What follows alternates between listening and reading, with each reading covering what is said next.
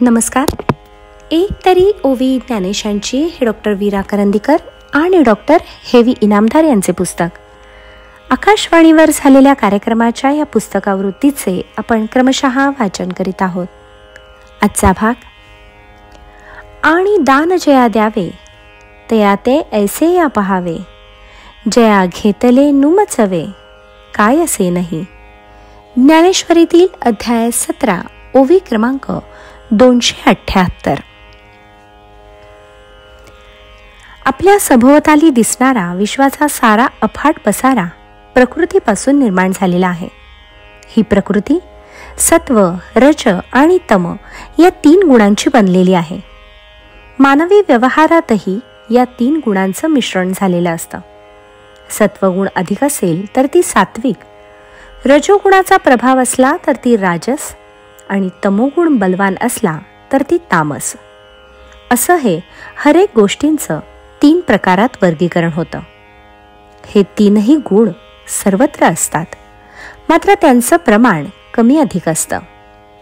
चांगल्या गोष्टींचेही त्यामुळे 3 प्रकार पडतात. ईश्वर विषयक श्रद्धा ही उघड एक अतिशय चांगली गोष्ट आहे, पण त्या माणसाला असलेलं ज्ञान आणि त्याच्या मनाची भूमिका यानुसार ही श्रद्धा भिन्न प्रकारची असू शकते.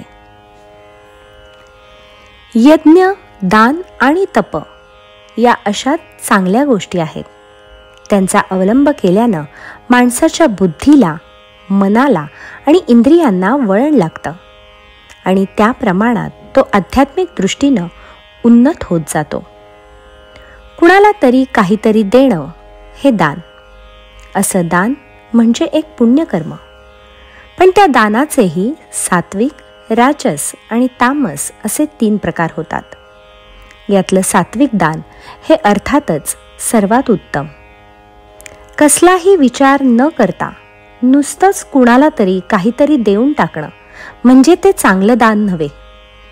कोणतंही दान योग्य वेळ पाहून द्यावं. ते दान करताना आपण कोणाला काही देत आहोत असा भाव चित्तात थोडा देखील असू नये. उलट जे ज्याचं आहे तेच आपण त्याला देत आहोत आणि त्याद्वारा जणू त्याचे उतराई होत आहोत, एवढा निष्कामत्वाचा आणि निर्ममत्वाचा भाव मनात असावा. ज्याला दान द्यायचं ती व्यक्ती कशी असावी हे सांगताना ज्ञानदेव या ओवीत म्हणतात, जिला एखादी गोष्ट आपण दान करणार ती व्यक्ती अशी पाहावी की तिला कोणत्याही प्रकारानं त्या दानाची परतफेड करता येऊ नये. आकाशात साद घातली तर त्याचा कसलाही प्रतिध्वनी उमटत नाही, तशी स्थिती असावी. असं उदाहरण ज्ञानदेवांनी इथं दिलं आहे.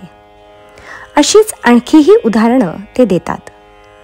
दान देताना निष्कामत्वाची परिसीमा कशी साधावी हे ज्ञानदेवांना प्रामुख्यानं सांगायचं आहे.